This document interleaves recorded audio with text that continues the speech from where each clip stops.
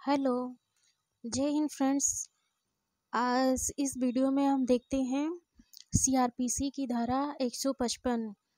पिछली वीडियो में हमने सीआरपीसी की धारा 154 में एफआईआर को पढ़ा था। एफआईआर कैसे दर्ज की जाती है। अब इसमें हम देखते हैं कि सीआरपीसी की धारा 155 में जो है असंज्ञेय अपराधों में जो है रिपोर्ट दर्ज करने की प्रक्रिया दी गई है। असंज्ञेय अपराध में जो है रिपोर्ट कैसे दर्ज की जाएगी उसके बारे में प्रक्रिया धारा 155 सीआरपीसी में दी गई है। यानी असंज्ञेय मामलों में जो प्रतिवेदन या रिपोर्ट दर्ज कराई जाती है उसको जो है शॉर्ट में एनसीआर बोलते हैं, यानी नॉन कॉग्निजेबल रिपोर्ट। तो यहाँ पर असंज्ञेय मामले में एनसीआर कैसे दर्ज की जाएगी उसको हम सीआरपीसी की धारा 155 में देखेंगे क्या क्या प्रक्रिया है। तो सबसे पहले यहाँ पे देखते हैं असंज्ञेय मामला होता क्या है। तो जो अपराध होते हैं उनको जो है गंभीरता के आधार पर दो भागों में बांटा गया है, एक संज्ञेय अपराध और दूसरा असंज्ञेय अपराध। जो संज्ञेय मामले होते हैं वो बहुत ही गंभीर प्रकृति के अपराध होते हैं और ऐसे अपराध होते हैं, इतने सीरियस अपराध होते हैं कि उससे पूरी सोसाइटी प्रभावित होती है। और जो असंज्ञेय अपराध होते हैं वो साधारण मामले होते हैं और इसमें जो है पूरी सोसाइटी मतलब कि प्रभावित नहीं होती है। तो ये साधारण प्रकृति के अपराध होते हैं।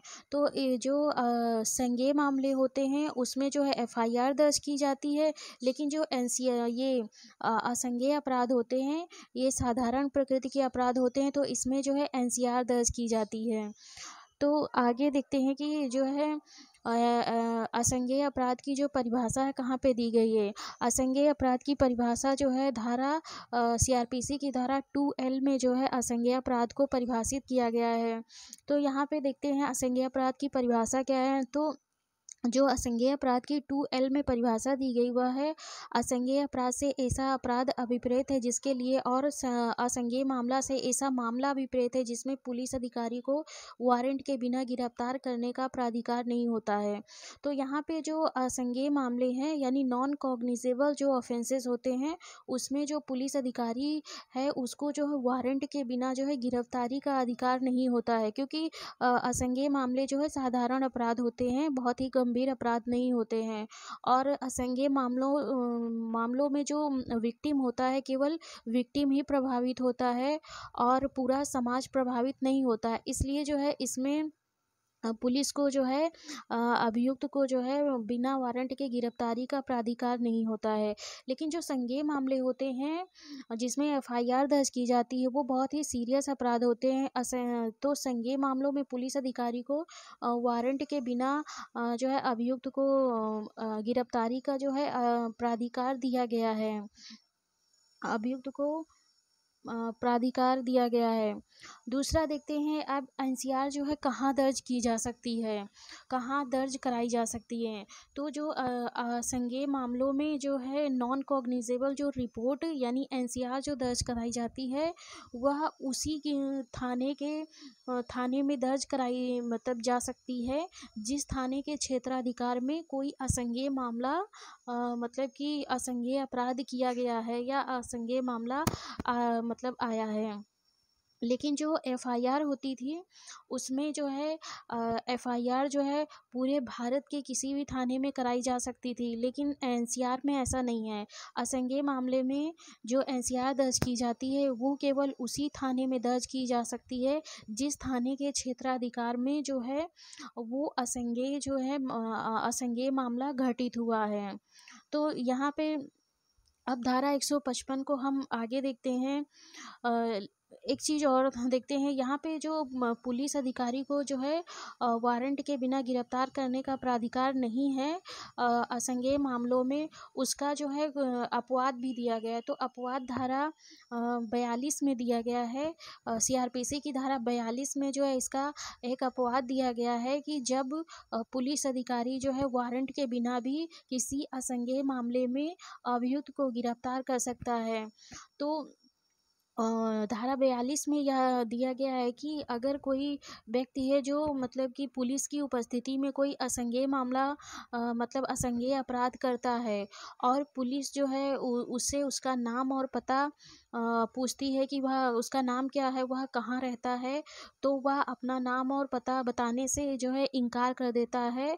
और जो अगर यदि अपना नाम और एड्रेस बताता भी है तो वह जो पुलिस को ऐसा लगता है कि वह सही नहीं बता रहा है, गलत बता रहा है, तो पुलिस उसको संदेह के आधार पर जो है गिरफ्तार कर सकती है।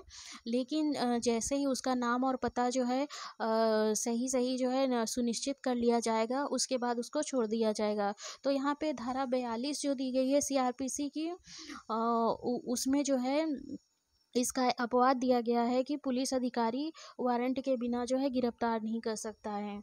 अब धारा 155 में देखते हैं कि 155 में कि एनसीआर कैसे दर्ज किए गए, मतलब कैसे दर्ज कराई जाएगी, उसकी प्रक्रिया क्या है।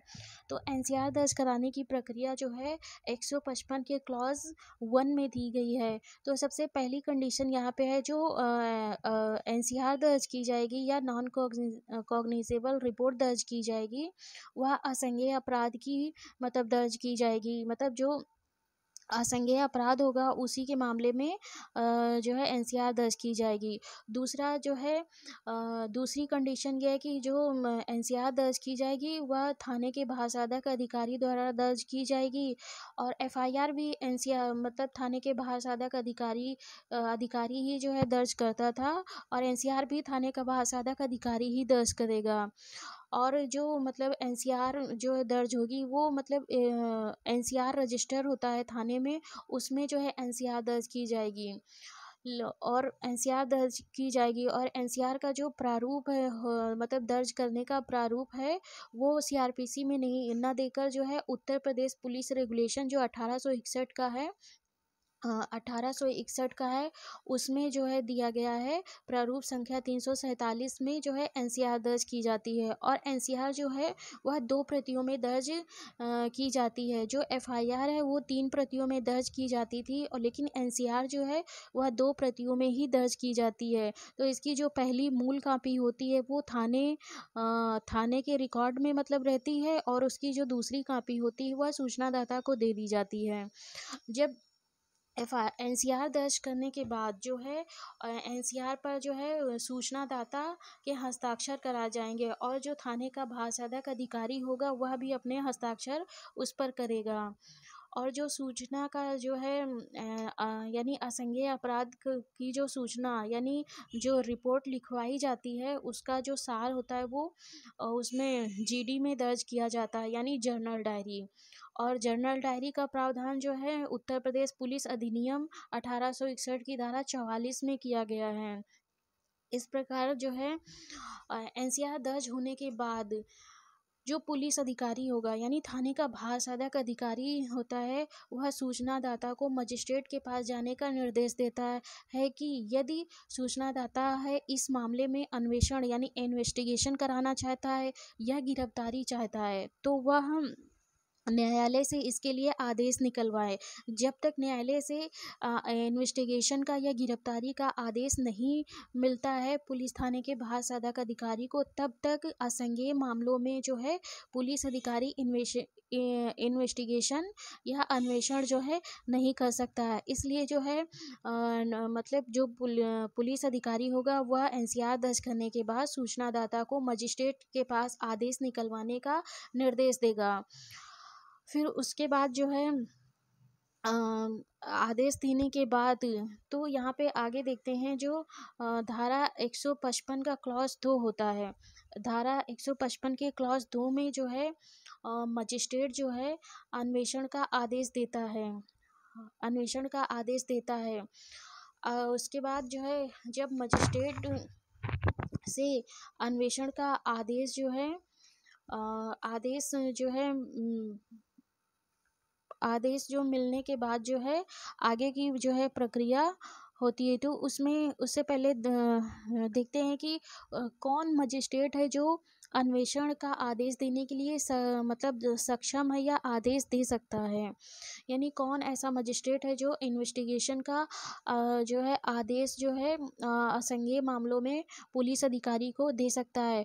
तो इसमें जो है जिसे ऐसा मजिस्ट्रेट जिसे ऐसे मामले का मतलब कि विचारण की शक्ति है, यानी जो ऐसे मामले का ट्रायल कर सकता है, वह मजिस्ट्रेट इन्वेस्टिगेशन का आदेश दे सकता है। दूसरा मतलब जिसे ऐसे मामले का मतलब कि कमिट यानी सुपुर्द करने की शक्ति है, यानी अपने से अपर मजिस्ट्रेट को उस मामले को सुपुर्द करने की या कमिट करने की शक्ति है, वह मजिस्ट्रेट भी जो है इसमें इन्वेस्टिगेशन का आदेश दे सकता है। अब इसके आगे जो है तो दो ही मजिस्ट्रेट जो है सक्षम है, यानी जिसको ट्रायल की शक्ति दी गई है वह इन्वेस्टिगेशन का आदेश दे सकता है, और दूसरा जो है जिसे सुपुर्द करने की शक्ति यानी मामले को कमिट करने की शक्ति दी गई है वह इन्वेस्टिगेशन का आदेश कर सकता है। जब इन्वेस्टिगेशन का आदेश मिल जाता है तो धारा 155 के क्लॉज 3 में यह बताया गया है या यह प्रावधान किया गया है कि ऐसा आदेश मिलने पर जो पुलिस अधिकारी होगा वो अन्वेषण करेगा, और उसको अन्वेषण की वही शक्तियाँ होंगी, यानी वही उन शक्तियों का प्रयोग कर सकता है जो वह संज्ञेय मामले में अन्वेषण में करता है। लेकिन एक यहाँ पे जो है रिस्ट्रिक्शन है कि वह वारंट के बिना जो है अभियुक्त को गिरफ्तार नहीं कर सकता है। तो 155(3) में जो है प्रक्रिया बताई गई है कि कौन सी प्रक्रिया का पालन करेगा यदि पुलिस अधिकारी जो इन्वेस्टिगेशन असंज्ञेय मामले में करता है, तो उसी प्रक्रिया का पालन करेगा जो वो संज्ञेय मामले में अन्वेषण में करता है, लेकिन वारंट के बिना जो है गिरफ्तारी का अधिकार नहीं होगा। यह 155 के क्लॉज 3 में बताया गया है। अगला जो है 155 का जो क्लॉज 4 है, ये 155 का क्लॉज जो 4 है बहुत इम्पॉर्टेंट है।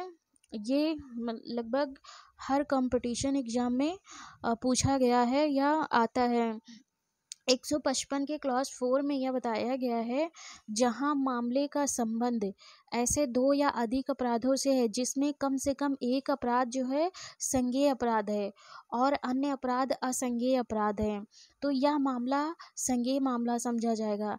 मतलब जहां पे ऐसा कोई मामला है जिसमें कई जो है अपराध किए गए हैं, मतलब एक जो है कई अपराध किए गए हैं, मामला और अपराध में अंतर होता है। तो यहाँ पे वही बताया गया कि अगर ऐसा कोई मामला आता है जिसमें एक से अधिक अपराध किए गए हैं और उन अपराध में मतलब उन अपराधों में से कम से कम एक मामला ऐसा है जो संज्ञेय मामला यानी गंभीर मामला है या जो है कॉग्निजेबल मामला है, तो और अन्य मामले जो होते अन्य जो अपराध हैं वो असंज्ञेय अपराध हैं यानी साधारण अपराध हैं।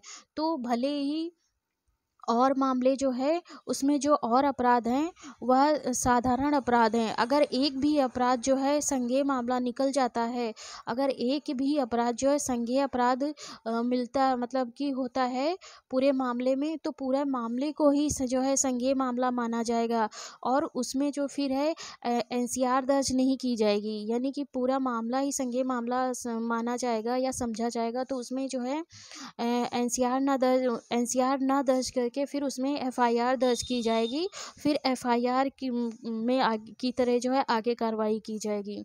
यहाँ पे एक और छोटा सा मतलब कि डाउट क्लियर करते हैं। जैसे जो मामला होता है, मामला और यानी मैटर और अपराध, अपराध और मामले में जो है डिफरेंस होता है। जो एफआईआर दर्ज की जाती है या एनसीआर दर्ज की जाती वो जो है मामले की दर्ज की जाती है यानी मैटर की, अपराध की नहीं दर्ज की जाती है, क्योंकि जो मामला होता है जो पूरी घटना होती है उस पूरी घटना को जो है मामला कहते हैं, और जो पूरी घटना में जो है एक से अधिक अपराध हो सकते हैं, मतलब एक से कई अपराध बन सकते हैं, तो एक एक अपराधों की अलग अलग जो है एफआईआर या एनसीआर नहीं दर्ज की जाती है, जो है पूरे मामले की दर्ज की जाती है, एफआईआर पूरे मामले की दर्ज की जाती है। इसको एक एग्जाम्पल से मामला और अपराध को समझते हैं। जैसे कि एक मतलब कोई व्यक्ति है, वह मतलब किसी के घर में जो है बिना मकान मालिक के जो है प्रवेश करता है या मतलब कि जाता है, तो ये हो जाएगा हाउस ट्रेसपास का मतलब अपराध, जो आईपीसी के तहत जो है अपराध घोषित किया गया है। फिर उसके बाद जो है घर के अंदर जाके जो है वो चोरी करता है, तो ये एक चोरी का अपराध अलग हो जाएगा। हाउस ट्रेसपास का यानी गृह अतिचार का अलग हो जाएगा। घर के अंदर जाके चोरी करता है तो उसका अपराध अलग हो जाएगा। अगर घर के अंदर जो रहने वाले लोग हैं उनसे मारपीट करता है तो उसका जो है मारपीट का अपराध अलग हो जाएगा। और किसी सामान को तोड़ फोड़ देता है तो जो है वहाँ पे वो रिश्ती यानी मिसचिफ का अपराध हो जाएगा। तो यहाँ पे मामला एक है, मतलब मामला एक है जिसमें जो है व्यक्ति जो है अलग अलग अपराध करता है, यानी व्यक्ति एक है और मामला एक है, यानी इस जो ये पूरी घटना हो रही है उस पूरी घटना को जो है मामला कहेंगे। और उसके अंदर जो मतलब अंदर जो ये अपराध हो रहे हैं ये अपराध जो है अलग अलग हो जाएंगे। जैसे हाउस ट्रेसपास का अपराध अलग हो जाएगा, चोरी का अलग हो जाएगा, रिश्ती का अलग हो जाएगा, यानी किसी चीज़ को नुकसान पहुंचाना, सामान को तोड़ फोड़ देना और मारपीट करना, ये अलग हो जाएगा। तो जो एफआईआर दर्ज की जाती है वह पूरी मतलब कि इस मामले की दर्ज की जाती है, ना कि अलग अलग अपराध की। और पूरे मामले की जो एफआईआर दर्ज की जाती है उसमें ही जो है ये जितने सारे अपराध हैं उनको ऑब्लिक कर करके सारी धाराएं जो है लिख दी जाती हैं। तो इस प्रकार जो है अपराध और मामला में अंतर होता है। एक मामले में कई सारे अपराध हो सकते हैं। तो यहाँ पे हम संक्षेप में जो है एनसीआर दर्ज करने की क्या प्रक्रिया है उसको जो है देखें हैं कि एनसीआर कैसे दर्ज की जाती है और जो है एनसीआर कौन दर्ज करता है, एनसीआर दर्ज करने की प्रक्रिया क्या है।